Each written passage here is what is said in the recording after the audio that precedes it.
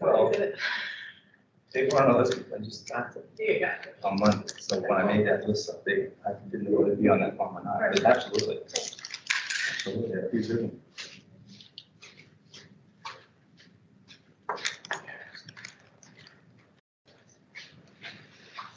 Thank you. Appreciate it.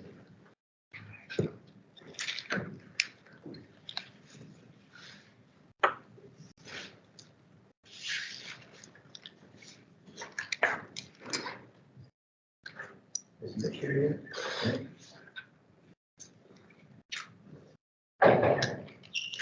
Shame. Is that?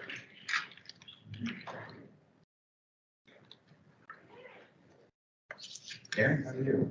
Good, how are you? Daniel.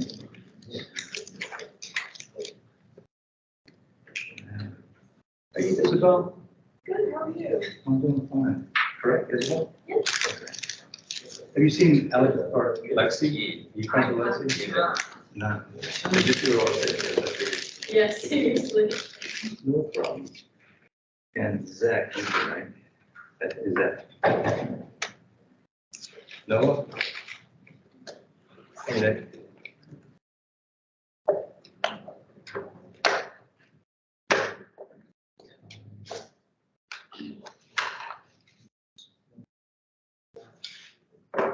Ryan? David? John? Good.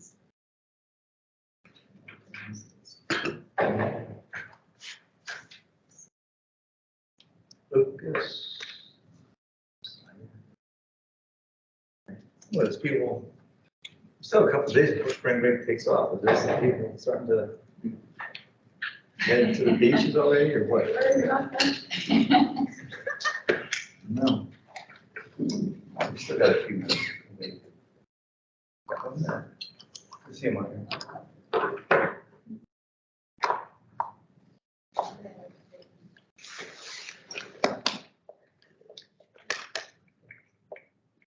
I got one. I just got one.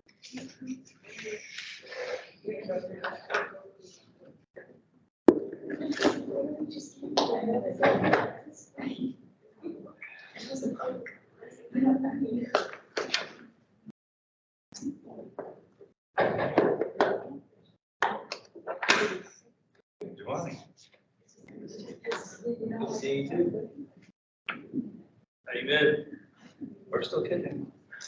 How about you? Hanging in it. Have we seen our friend Marcos? I've not seen him, but have you heard of him? Yeah, he has surgery there. I don't know when he'll be back. They're trying to find a plane ticket back. So that's the part he's trying to do. Well, next week is spring break. We've got a little, Yeah, he has a little buffer. hope it was successful. Yeah. Oh, God bless you. Yeah, thanks for that book. Thanks. That's amazing.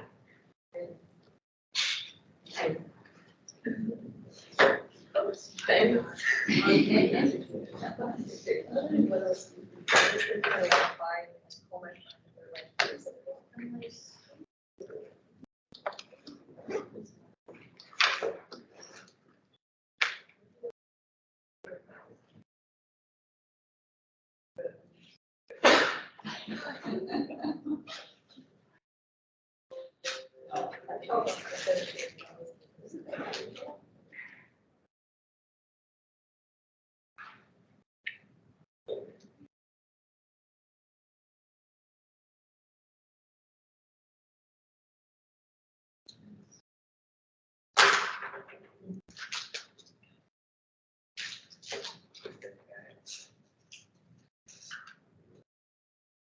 We have a class on Thursday then? Yeah, we'll talk about that. I think on the agenda for Thursday, yes.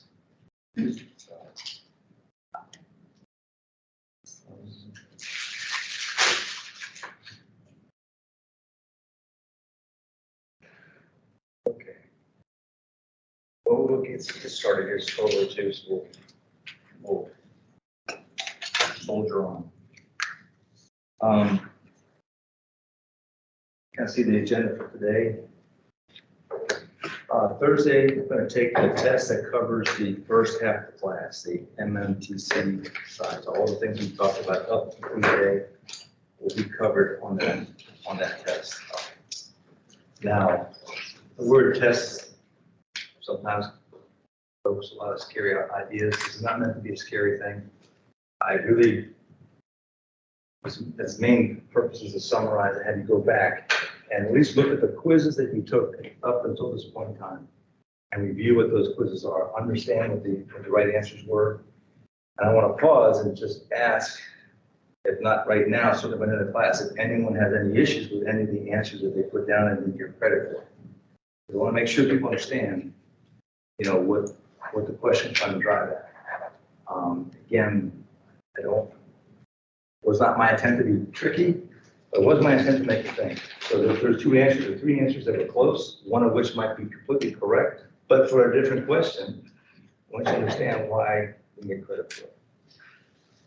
So you had 5 quizzes, 6 questions a quiz, 30 questions total, 15 are going to show up here again. That's what the whole deal is. I'm going to ask you that you not use your class notes. Still lost it though. No, they moved this phone.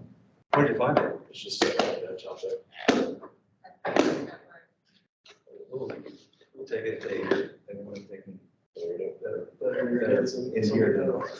And someone, I don't know, maybe someone knows how to access emergency call them up there and dial.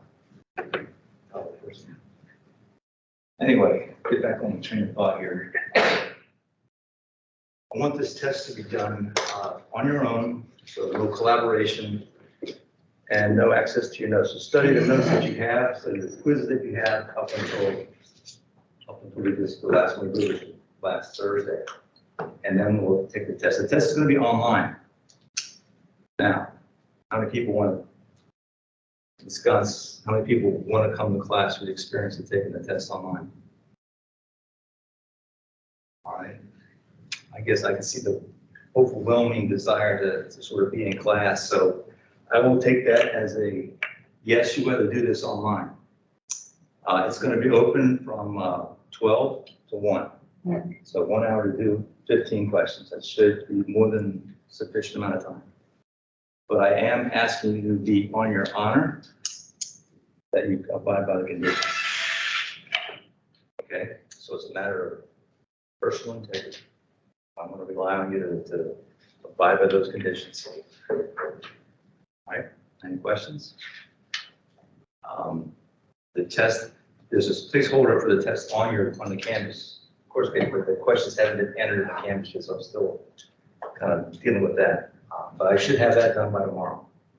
So not that you're going to get access tomorrow, but on Thursday at 12 o'clock. I did say 12, right? When this class starts, it should be open, and I'll be in the classroom in case someone wants to come and sort of be in the environment. I'll be here. But if you have a problem, you need to give me a call.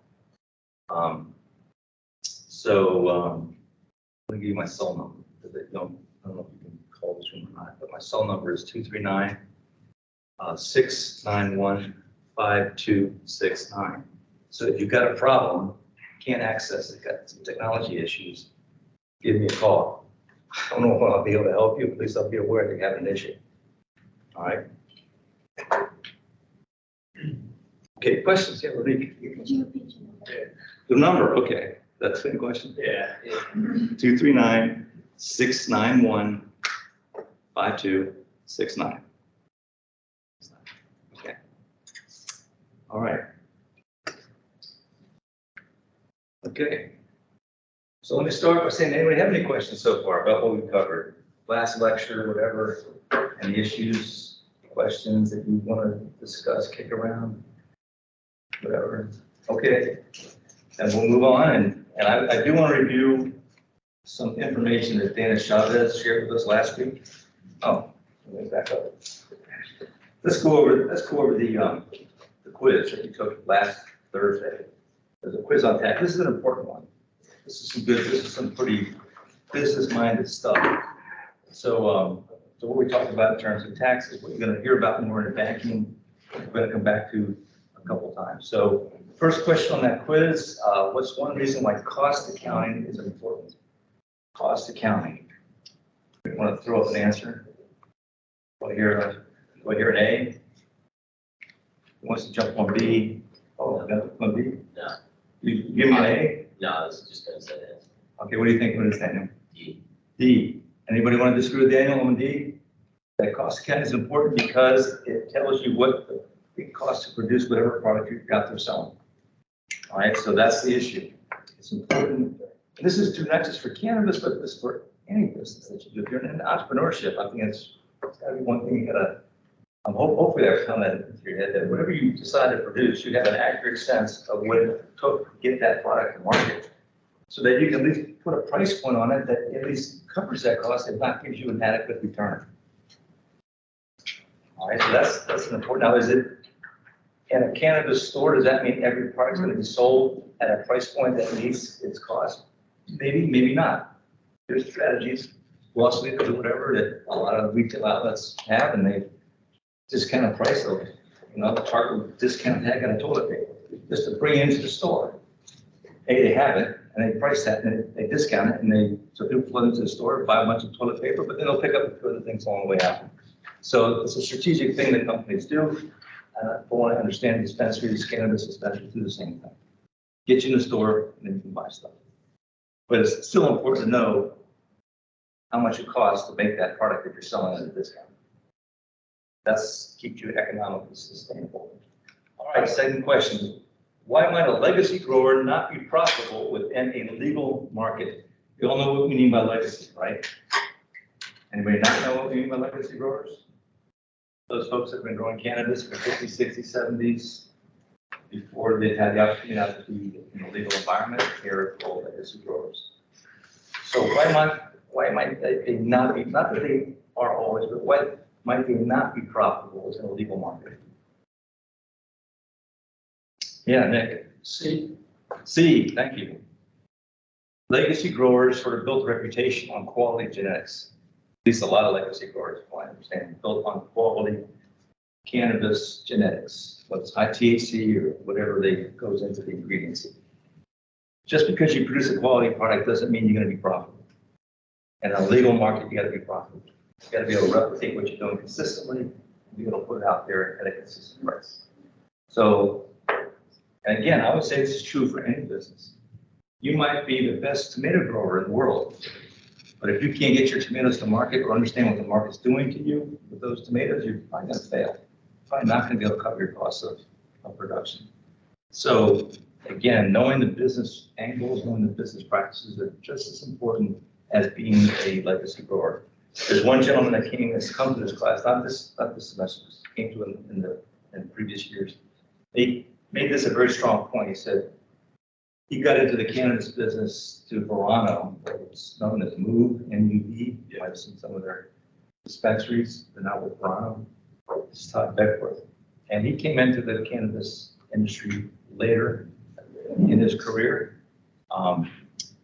And so he had a chance to see the business side of it, but also get to know a lot of legacy growers. And he said it's a hard jump to go from a legacy environment or from a cultural or cultivation environment focus to a focus where you need to have those businesses.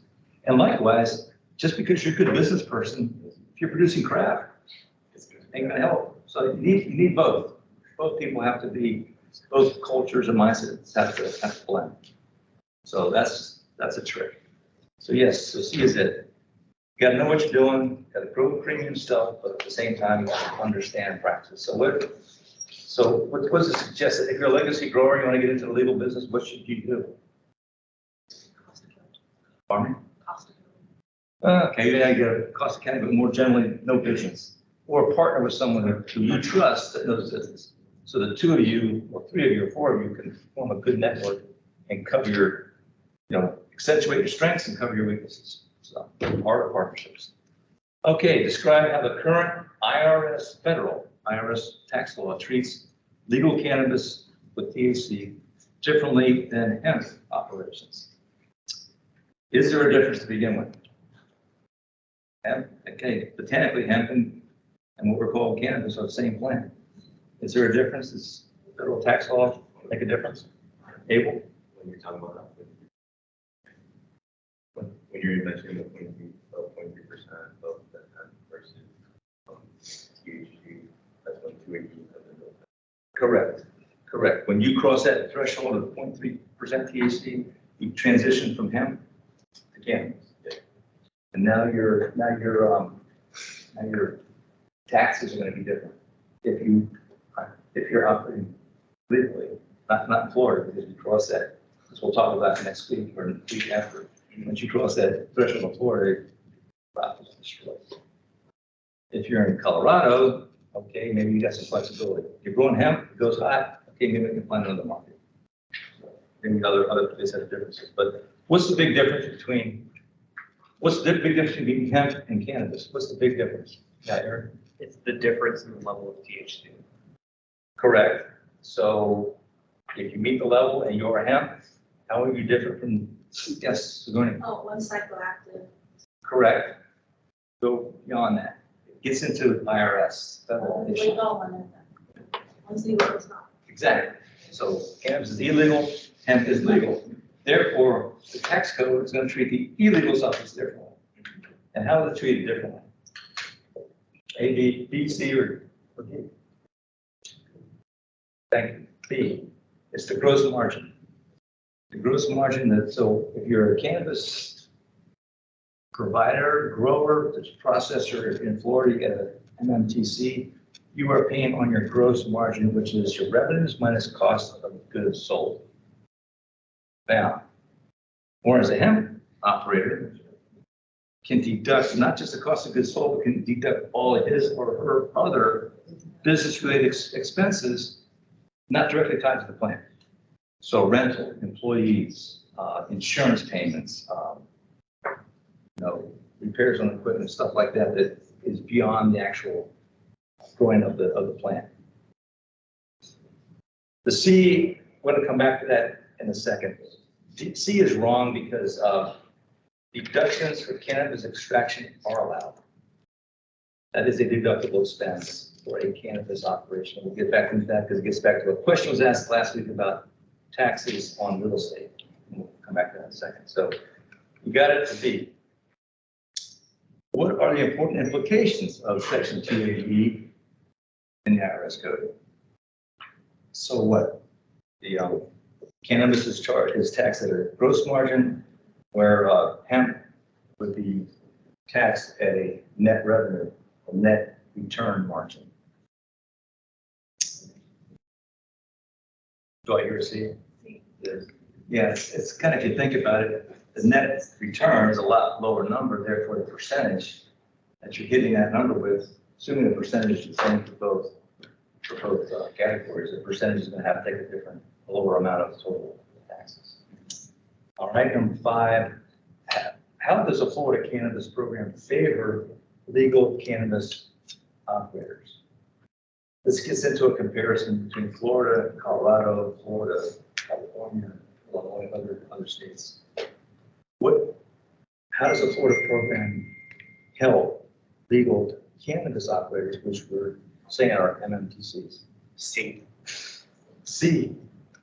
allow to vertically integrate. And with limited licenses, you create a virtual. I'm going to be careful. I think monopoly is the wrong word, but you're creating a very limited, you're cutting off your competition. So right now, Trulieve only competes with 20, I'm not sure if it's all 21 are fully operational, but say there's at least 19 other MMTCs that are selling products. So Trulieve and the 19 are the only competitors within the market. And if they carve up their real estate and sort of stake out territories, it's basically almost a monopolist type of thing. Whereas if you don't have this vertical integration in place, people can jump in and out. You can have like Walmart, or you can have Walgreens and CVS catty corner from each other. Home Depot and Lowe's catty corner, which is to me insane, but that's, we don't spend money, that's fine. Any questions about that? So the vertical integration is a big deal. All right, and finally, true or false? If Congress legalizes cannabis or the president signs an executive order rescheduling cannabis as a Schedule III drug, then the implications of the IRS Section 280E code would disappear. True. All right, is that 100% true or just partly true? I hear 90%. 100%. 100% true. That's something I learned from that presentation of Chris Gary. Yeah. That the president has the authority to sign an executive order that would reschedule, in this case, marijuana. And I believe Schedule III is over-the-counter drugs. Is that correct? Anybody can disagree? Is that a yes? So like Tylenol, aspirin, stuff like that, over-the-counter is called a Schedule III drug, or it's on Schedule III drug. If it's Schedule II, it's a prescription drug, so you still might have issues. Probably not, but so many issues there. But yeah, if it was a Schedule III drug, and there's no issue, it's a legal drug, and therefore the IRS code, this 280E section would go away for cannabis. Those operations could charge or be taxed at a net return rate versus the gross margin rate. All right, any questions? Comments? Anything that's, please speak up if you think we missed, or if I missed something important that you think should be emphasized. I'm trying to pick out those things that are, I think, stand out, at least in my mind, of what is important, what I want you to walk away from the class with. There's a lot of subtleties, a lot of nuances and stuff, and I don't claim to get into the weeds and explain it all. I don't understand it all. Here's a case in point. This takes, if you're in the cannabis business, get yourself professional help, especially on the accounting side. Because clearly this is an issue that warrants careful attention if you want to stay on the right side of the IRS. And the IRS can be pretty scary if you want to get crosswise with them. But the question was asked, what about real estate? What about buildings, equipment, depreciation? And the answer that Chris came back, he never gave me a straight answer on the land, so I'll give a speculation on that. But if you take out a loan to build a processing facility or a building to grow, like a greenhouse structure, or you have a building to put in processing equipment, you are allowed to write that off as a deduction in terms of its depreciation. Buildings and equipment are usually long-term debts. So IRS tax law for any long-term debt does not allow you to expense it in the first year that you own it. You've got to stretch it out over a certain number of years. And again, there's tax code that can tell you what you can and can't do. The simplest way of thinking about it is straight line depreciation. So if you spend $100,000 and you have a 10-year life, then every year you deduct from your taxes $10,000 of depreciation as an expense. All right, that's the simplest way of talking about it. But there's other forms of depreciation that are legal. But again, the tax accountant would be the best person to talk about how to do that.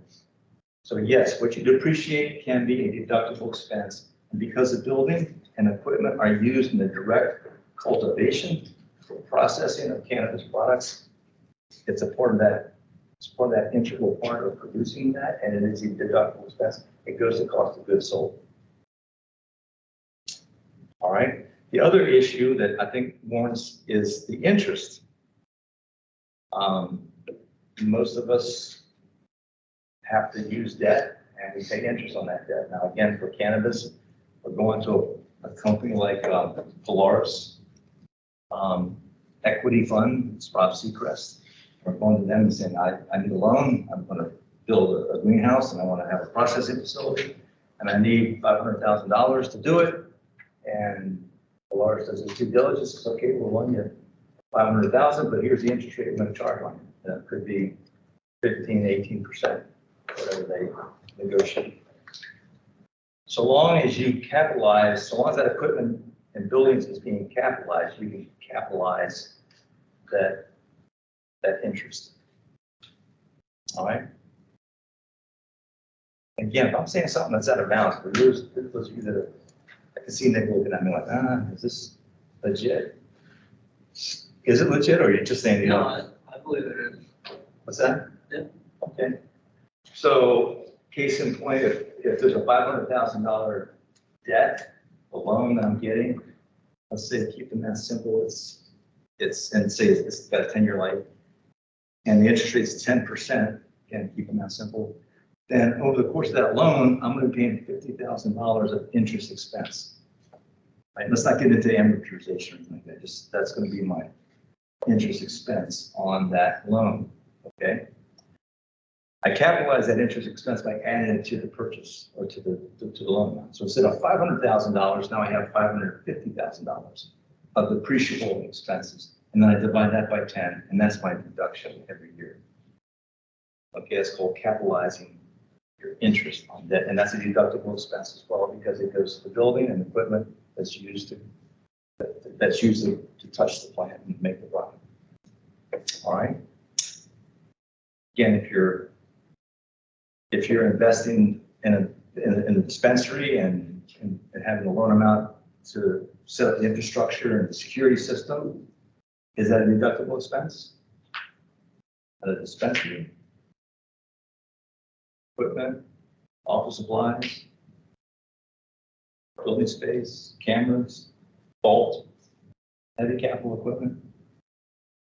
The answer is no, because the dispensary is not involved with the production of the actual plant or the product that the dispensary is being sold. All right, so strongly recommend, and this is not, if you're in the cannabis trade, this is speaking to the choir, you don't want to mess around with this stuff because the IRS will jump on you hard. And so you want a professional who understands what you can or cannot do with your taxes, and the fact that you're under this 280E section of the code complicates it. I don't know about land. So you buy a piece of property on which you're going to put your building and your equipment on. My guess is that the land is not deductible because the land can be repurposed for other things. The land is, okay, yes, you need land on which to place a building, but that doesn't necessarily is a part of cost of production. That's going to be my guess, but I will leave that open for someone to come back and correct me on that. All right. It's just the retail that's subject to all that stuff. It's just the retail that has to deal with all that. You're saying like the growth and stuff has less restrictions on taking like chemicals and pesticides and like or anything like that. No, I think, I'm not sure what you're trying to chase. I think on the growth side, anything you spend to help that plant, grow that plant is deductible. Yeah, that's deductible. Including the the building. retail, you can't deduct for Retail, facility. well, retail, you're taking in product that's already been, you go in the plant, you go into a processing or packaging activity. So it arrives at the dispensary ready to be sold. So all the marketing and administrative costs that go into that dispensary are not deductible. Okay. Once it becomes legal, once it becomes scheduled, at least Schedule 3, then that's all done. Okay. All right. So does that help at all? I mean, it did clarify in my mind that just, because I've had some questions about building within depreciation of the government or not, but it is if it's used in the production of cannabis plants or products. Okay. I want to go over some points that Dana Chavez conveyed to us. Have you all gotten on we did a recording. Please check the King's website because I'm doing the same thing here with this thing as well. See that it plays okay. I have not checked it. Sure. I checked it to see that it works and it works, but made some sense. So what I'm going to try to do is summarize what Dana said in terms of what I think are the other really important points. Has anyone before this class heard of this FinCEN Financial Crimes and Enforcement Network? Has anyone ever heard of that before? Okay, well, it's a big deal in the cannabis trade because it is because it's federally illegal and it's out of the U.S. Department of Treasury.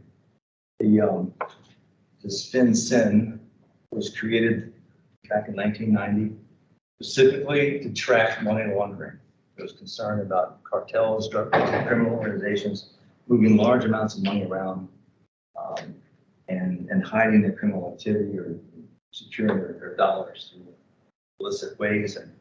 And so this network was set up, and pretty much any transaction that's over $10,000 is reported. And there's a tracking system that goes into identifying exactly where that money, who's requesting the money, who's moving the money, just to be sure that it's all not related to criminal activity. Okay. I had a cousin from Europe staying with me for a few months last year, and he wanted to move money. He sold a car. He sold the car and he wanted to move that money back to his home country bank account. And it was $20,000 that he got at the sale of the car. And he ran into this, that the bank would not, the money was sitting in his account, but the bank would not allow him to move more than $10,000 until they forced him to wait a week. So they could just check out and make sure that his money was whatever, properly secure. So I remember him grousing about that. I said, FinCEN. So anyway, that was, and so if you think about cannabis, certainly cannabis dispensaries here, and the amount of cash, Harrison, if you don't mind, shed some insight as to the amount of cash that the dispensary that you can hold, I appreciate it. But the amount of cash that you're handling gets to be pretty significant. And the deposits that eventually get into the bank from the dispensary are more than $10,000. And so there's these suspicious activity reports have to keep being generated to make sure that that all those transactions have been properly accounted for. So. Yeah, I definitely say like at most times like there's probably at least 10,000 in the safe. And we'd have on Tuesdays and Thursdays, I believe it was. I forget the company, but it was basically like Brinks. They would come pick it up, all the cash, and then do what they will with it, you know. I wasn't really educated that much on that. We'll get to that in a second. So that was kind of cool. Yeah. But yeah, so this reliance on cash is a huge challenge for the industry.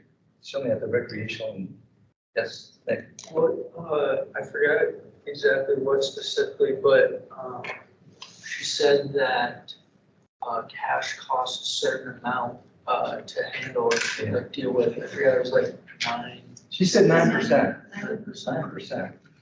I'm still a little bit fuzzy as to what that 9% is on. I want to say it's on 9%. I'm suspecting it's on the bank side. That costs the bank 9% more to handle $10,000 worth of cash than a $10,000 check. And that's beyond, and that's just cash. That's beyond the actual vetting of the transactions. It's just handling cash is more expensive. Cannabis companies need a bank. I think we've heard that from multiple sources. I think Rob Seacrest was said it pretty strongly. He said, if you're gonna come to me for money, if you want me to loan your business money, you have to have a bank account. You have to have a relationship, excuse me, with a bank, with a commercial bank. All right, so that's kind of priority number one. And just because of the cash that they handle, a bank needs to have a place to deposit that cash so they can do their business, buying, selling, whatever, carry out the rest of their business activities.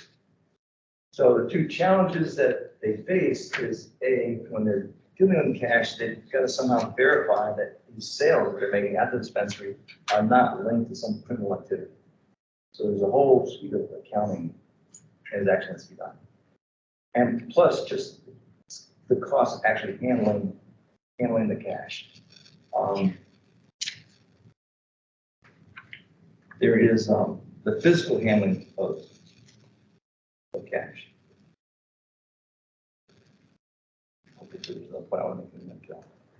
So those are the two things.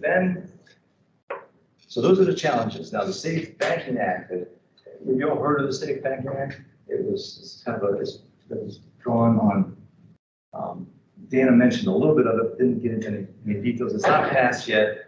It was first announced or drafted back in 2019, strictly for cannabis, in hopes of handling or dealing with some of these banking issues that the cannabis companies were having across the United States.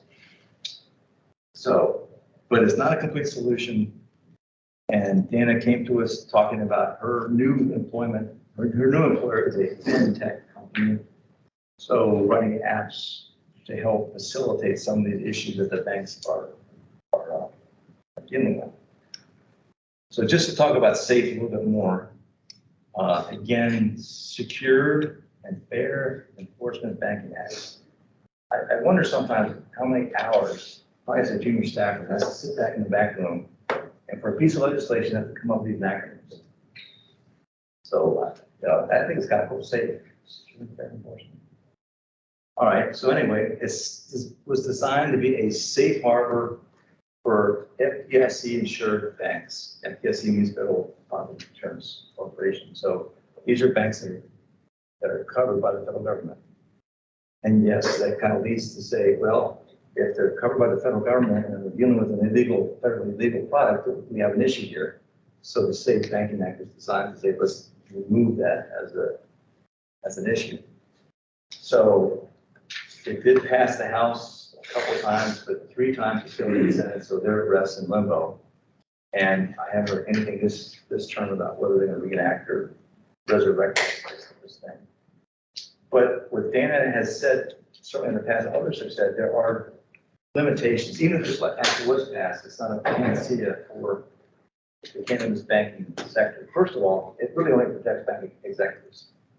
All right, it only protects banking executives from being prosecuted by federal DEA agents trying to crack down on the movement of drugs.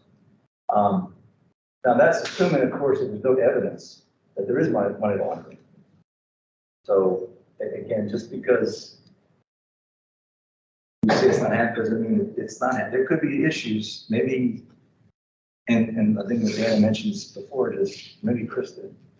He said, if you aren't fully aware of your compliance protocols at the bank, then someone could be slipping stuff in you're not aware of, and you could be held liable, even though it was unintended. But ignorance is not a defense. So yes, from those, so you can be prosecuted if you can prove you are engaged in money laundering, even unintentionally. But the simple transactions of simple cash transactions from a cannabis company, as a bank, you are protected from prosecution if you're handling those transactions according to the laws of the state that you're operating in. It does not change, the money laundering issue is still there. It's still there, and again, if it slips through and bank officials aren't aware of it, or someone deceives them, then, or their accounting auditing transactions audit is not sufficient, then they still could be prosecuted for money laundering. Important thing is that this SAFE Act doesn't address the payment system, which is a huge hindrance to cannabis companies, and it doesn't incentivize commercial lenders. And I guess I had heard that, and then Dana mentioned this last point. And then all of a sudden I saw, oh, that's why. Because as a federally illegal substance, you can't declare bankruptcy. Bankruptcy is a federal statute, so there are federal laws involved with bankruptcy. And so if you go bankrupt and you're in the cannabis space, you cannot get out of it, which is why a bank is going to look at you and say, well, how much of a risk are you? If you have to go bankrupt, I can't collect because I can't extract any funds out of it. Remember before we said that on the capital creation equity versus debt holders get first crack at the assets. Well, in the cannabis world, if you can't go bankrupt, you have no crack at all at anything. So a commercial bank is not going to want to sit there and expose that. Now, how does Polaris get around that? Well, they leverage, they have the real estate as their security. So that's how they can solve that. So the SAFE Act is there. It's part of the reforms of the cannabis trade, but it's not looked upon as a very valuable thing. All right, limitations on cash. Why are we concerned about it? This kind of gets into what we just were talking about in terms of it. How the current cash system works. I think that's what you're getting at, Harrison. Cannabis company opens up a bank or opens up a relationship with a bank. So they have a home for their investment, for their sales. Remember, Dana mentioned that it's an arduous task to get established an account, 6 to 12 weeks. From the time you enter the bank and say, I want to open up an account, to when they actually give you your number, have an account. And why is that? All this betting, vet your owners, vet your investors, making sure that no one in your organization can be linked back to a cartel. So there's a lot of, and then they want to look at your processes to make sure that someone can't slip something in unbeknownst to you. So there's a lot of vetting that goes on, up to 12 weeks, 3 months, waiting for an account to open up. So that's the first thing. But you eventually open up the account. So at some point down the road, the vault that's in the dispensary, as a part of the security plan, every dispensary has a vault that you put your cash deposits in every night. At some point, the bank or the cannabis, the dispensary manager will say, okay, it's time to clean out the vault and get these deposited into our bank account. At that point, they contact security company, Brinks, typically an armored company, armored truck company. They count the money, Brinks comes, they load the money into the truck. The truck then takes that cash back to its own vault, not to its own vault, where they also count the money. And separately, the dispensary, in this case Brinks, will report to the bank, to the dispensary bank, here's how much money we actually transferred. At that point, if the numbers match up, bank says, okay, ABC dispensary, ABC MFT has deposited $150,000 into their account. So that's what they got in their account. The cash never goes to the actual bank. Instead, Brinks at some point in time drives it to the Federal Reserve, and the cash is deposited there. So that's how the cash deal works, and you can kind of see it's pretty arduous. It takes this added cost of guards and personnel, and and you got your armored vehicles, which aren't cheap. And plus, you can't do it. You tend to do it in chunky manners. Maybe once, you say twice a week, as opposed to some other companies. You're handling how much cash. Maybe you're doing daily deposits, or maybe twice a day, or whatever. As soon as you get that money into your account, that's what you want to do. For security reasons, with all that cash on your premises is an invitation for people to come and do the various things. Also important in terms of limitation on cash, in addition to the defense of security, is that your customers actually spend less. If you're a customer or a patient, your budget constraint when you walk into a dispensary is what's in your pocket. As opposed to if you had a credit card, now your budget constraint is what you have in the bank. So there's a lot more you can do with if you have a credit card versus what you have in your pocket. So one one study that ran across that is customers spend at least 25% less per store visit if they're forced to pay cash versus having a way of accessing their full resources. In fact, it went from 25 to 50%. It's quite a range in terms of what. So from a business perspective, or dispensary, that's a serious loss of revenue. Now, if as a patient, if you can only get a certain amount of product, you can go back and make multiple trips. You can eventually spend what you need to spend, but now it's an inconvenience on the customer. Have to go back and feed the time to get the food. So what is the limitation? The dispensary losing out on sales, or the customer has to make repeated trips to get the same number of sales. That's the limitation. All right, this is kind of an interesting thing as people are exploring opportunities to move outside of cash, trying to figure out how can we eliminate or get around this need for cash. So the first two options are illegal. There are cases where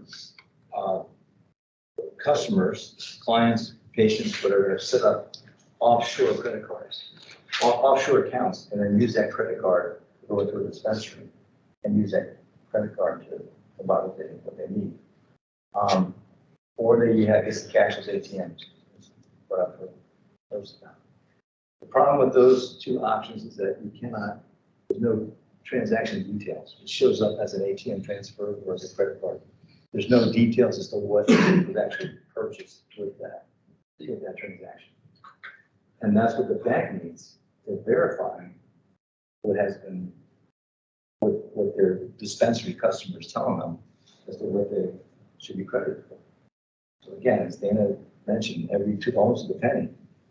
If you say I had $100,000 worth of sales, if you want to deposit $100,000 worth of sales in your bank account, and the bank can say, then you justify the $100,000 with sales transactions. Names, amounts, product names, all that stuff started in together. Honestly, I don't know how they do it. If you're in the IT realm, it might be a kind of exciting thing to think about. But again, she tied it to this whole seed to sale kind of mechanism. So it's beyond my comprehension right now, but I guess there's IT ways of making those connections and verifying that if I'm a dispensary manager and I have $100,000 worth of sales, that I can back that up to the penny with these transactions. So that's what the first two options are doing. The third option, and I would encourage you to go on your Canvas page. There's a blog post. It's 4 years old, but I'm not even sure if Sodaka is still around, but it was kind of a new company that made this podcast. But anyway, they were talking about electronic payment process.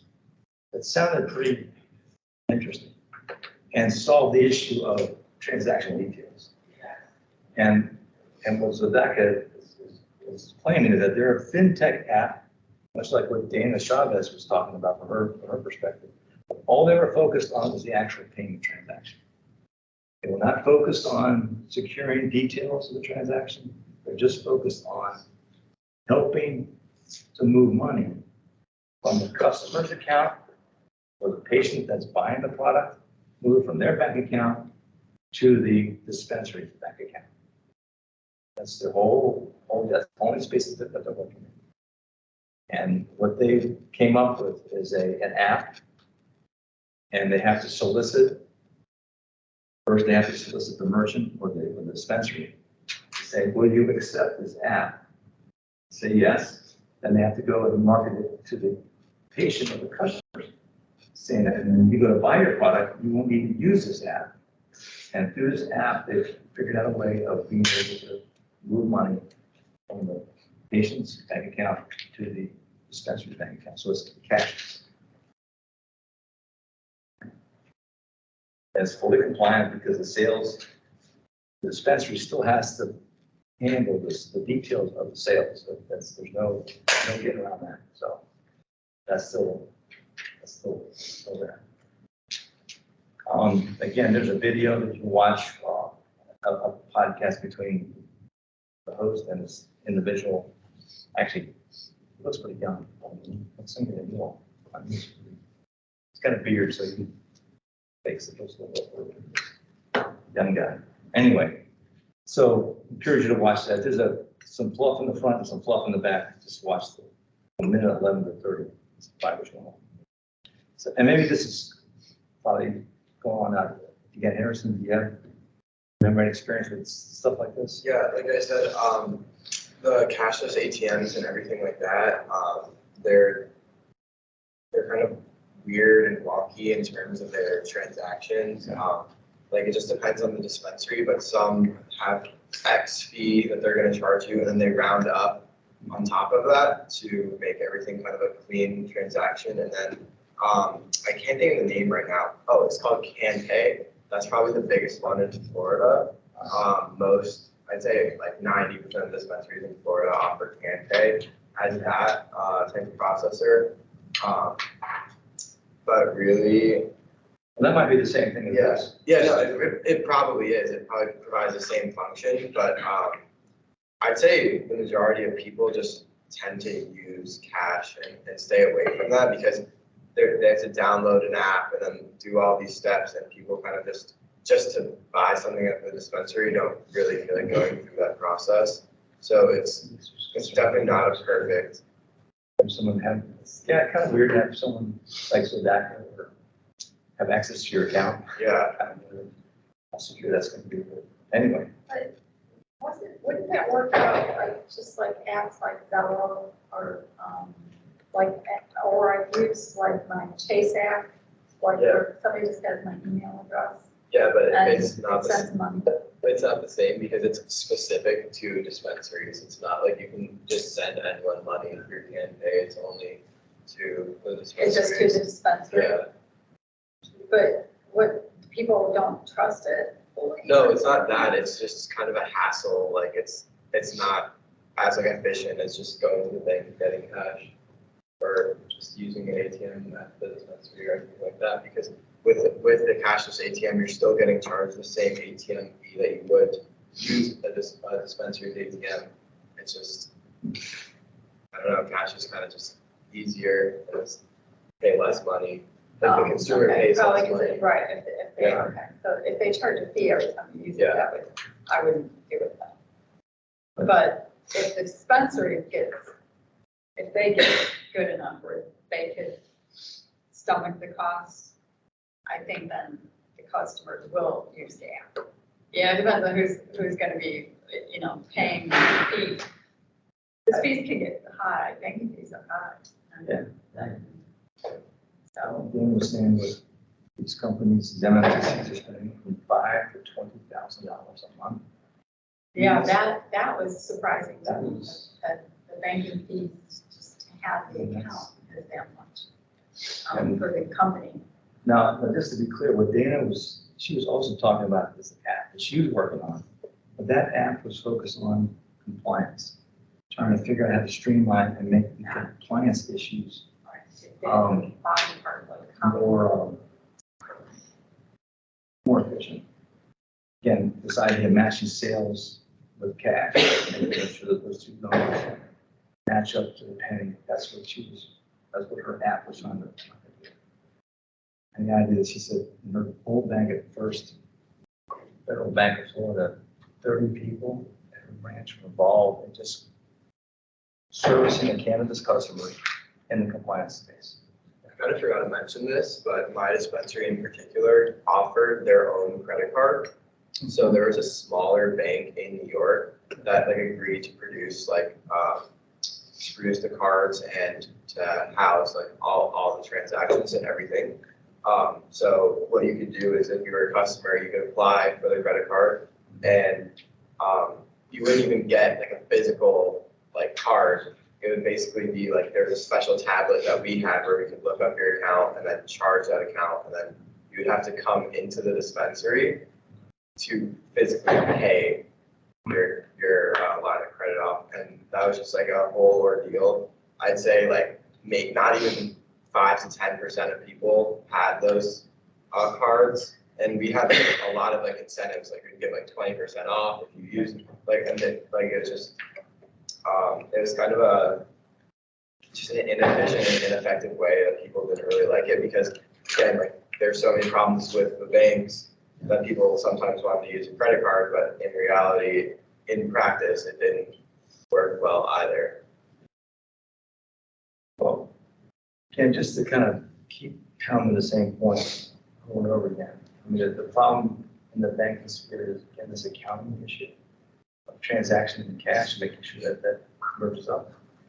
And then just the physical handling of cash. So if the industry can figure out a way to go to cashless, that'd be a huge advantage. It requires both dispensary or company and customer to be on the same page, so to speak. And we gotta get this. But that's a major hurdle, major expense. The current, and this is not just true in Florida, this is, I guess, all over the country. I mean, not because of the issue of the heavy reliance on cash. All right, so does anybody have any other questions or comments about what Dana talked about in terms of banking? Going back to Chris and accounting and the issue of taxes. I made a slight little conversation about security. In previous classes, I actually had someone zoom in and talk about security, and I thought this time there's really only 2 points to make about security, and that's when you're writing a plan, as we have 22 different applicants now writing a plan to become a new MMTC in Florida. They need a security plan. That's going to be an important part of their application process. And the strength of that plan will go a long way in determining whether that these companies get or awarded a license or not. But the crux of the security plan are 2 things. One is what's the physical equipment that you're going to use to ensure security? So cameras, people, guards, vaults, alarms. That's the physical side of it. But the other side, which is very important, is the operating procedures. So as an MMTC, operating procedures on how your employees will handle the products, how you'll exercise transactions, how product will be inventoried, how it will be transferred from the growth facility to the processing to the dispensary. All those things have got to be worked out. Processes of what to do in an emergency. What if you do have a nefarious character show up with a gun? How do you respond to that? That's processes and procedures. So those are the 2 things that are most important in the security part. Now, what Tony could have offered was a bunch of different stories, which I was entertaining to hear. But in the interest of time, I just want to focus on those 2 aspects of security that are going to be important in your MMTC application. Going back a little farther, we had a couple individuals talking to us about how to raise capital, equity, debt. So Tim Cartwright representing equity and angel funds, and Bob Seacrest representing debt for this particular fund. Spending some time talking about that. What else? Other important parts of the course. Of course, we spent some time on the legal side, understanding how the Florida industry evolved to where it is today, on the threshold of expanding, almost doubling, I guess, the size. The fact that the Florida industry is highly regulated, it's vertically integrated, there's pros and cons of vertical integration. On the pro side, certainly if you're the regulator or Department of Health, then each application is its own regulatory plan for that MMTC. And the inspector can go look at that plan and say, okay, are you doing what you said you're going to do? If they are, you're good. If you're not, you get dinged. On the flip side, it's also from a business standpoint, the vertical integration we just talked about narrows the window of competition, which gives the existing operators that market advantage that they may not have if it was a completely open market. It does give you as we'll talk about him next time, this vertical integration requirement gives each MMTC a automatic supply chain. So if you win win the lottery and get the license, then by statute, you have to build your own road facility, have your own process facility, transportation's within your own company, and you have a dispensary. So you grow it, process it, sell it, it's all within your company. That's your supply chain. And so I would view that as an advantage because now you just focus on marketing. Focus on, locating where your dispensaries are going to be and focus on how you want to market your product. If you had to worry about competition with at each step of the way, then you focus be diverted to, well, how do I guard against a competitor? Open up a grow facility right across the street, processing or dispensaries all four corners. So again, I see that as an advantage. On the flip side, as a disadvantage, you are losing some opportunities, especially for customers. Competition is good from a customer perspective. It keeps the price under control. It also ensures better quality. So quality at a better price point. So that's the major disadvantage of a vertically integrated industry. I think Paul Poland, the state attorney, offers some, I think, important definitions in that it is still a criminal offense to possess cannabis, but under the rules of Florida, if you abide by the rules of statute of the medical marijuana statutes, you're allowed to utilize cannabis as your medicine. So, but just be aware that so long as it's federally illegal, you're going to have this friction between how to run a business. And I'd say most of the issues with cannabis on the MMTC side is this friction between state legality and federal illegality. How to navigate that murky water.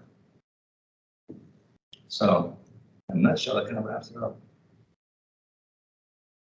So, as I understand it, am I going to see anybody here on Thursday? No, I don't think so. All right, so again, I ask that you, on your honor, again, look over there's actually 5 quizzes that we've done up to this point. Look them over, read them, make sure you understand what each question is asking. And then when you get to open up the test at 12 o'clock noon on Thursday, breeze right through it. The total of 15 points. And for each question, each correct answer is worth 0.67 points. So, anyway, anyway, go ahead and do it, and I guess we'll see you.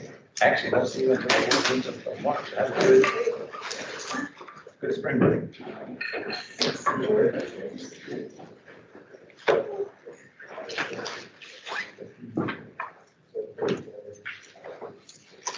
Sean, you're here. No, you're here. Well, come in.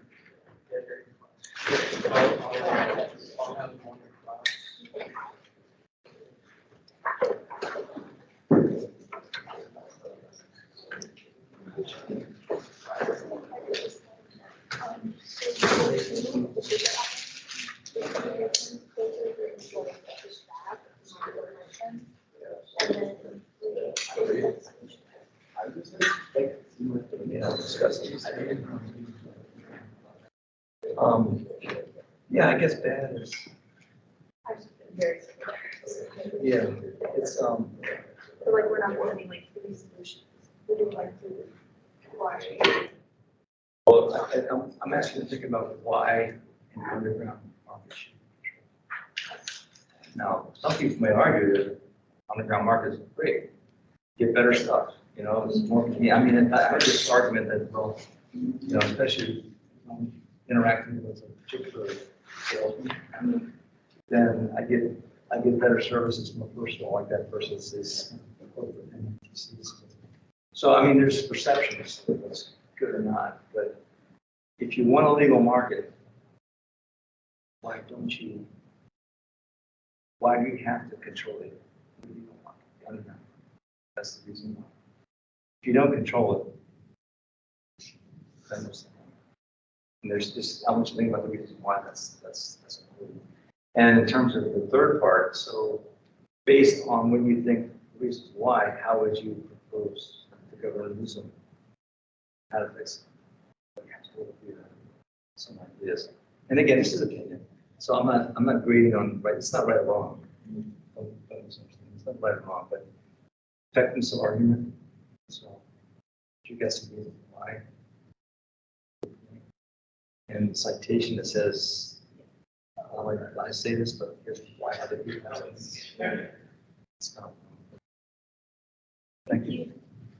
Yeah, Mark. I would like to review the week and a half after spring break. Okay. So like, we'll have like grade on attendance. Yeah. But, how many people take one? I'm check. I don't think that. Oh, you can miss up to 4, not get dinged. So, I can miss 5 or 6 and that's how the 5 minutes. I just wanted to make sure I got marked for attendance today. I was like getting like Yeah. 5 minutes late. Okay, cool. But no, I think I gotta, yeah. Thank you. Have a good day. Thank you. Good for spring break. But I'm gonna try to do more of this, recording stuff online, so. So if you get in this, at least you can pick up the material. Ooh, it's nice. First time.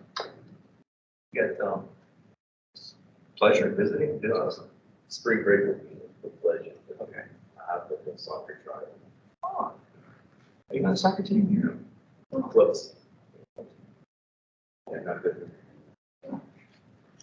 Well, that's still kind of cool. I'm sure there's pretty skilled players up there. But, so what part of Spain? Like, Madrid. The first time you've been in Spain? It's kind of cool. I've been there once. I'd love to go back. I only love to stay last spring break. I went to Tennessee. I would enjoy your time. Yeah. Let's just get there. Wow, my voice got really deep for a second there. I was gonna tell you, I got into the Agnes program in Florida, Great. Yeah. I mean, the undergraduate or graduate? undergraduate, Agnes. and I'm in honors there too, so. So you're in the age program now? Yeah. Okay. So you want to still high school? No, Okay. I go, I just, yeah, I must guess. Estero's the big feeder. Yeah. I go to Barron. Okay. Good, there's some good people up there. Yeah. Check in with their farm. It's the house, the chair. I don't know the undergraduate coordinator is just home as graduate. It's graduate coordinator. But, I mean, it's been 4.5 years since I've been there, so there's people, Yeah. there's some change. But, I think we should. Good. I haven't committed yet, but All right.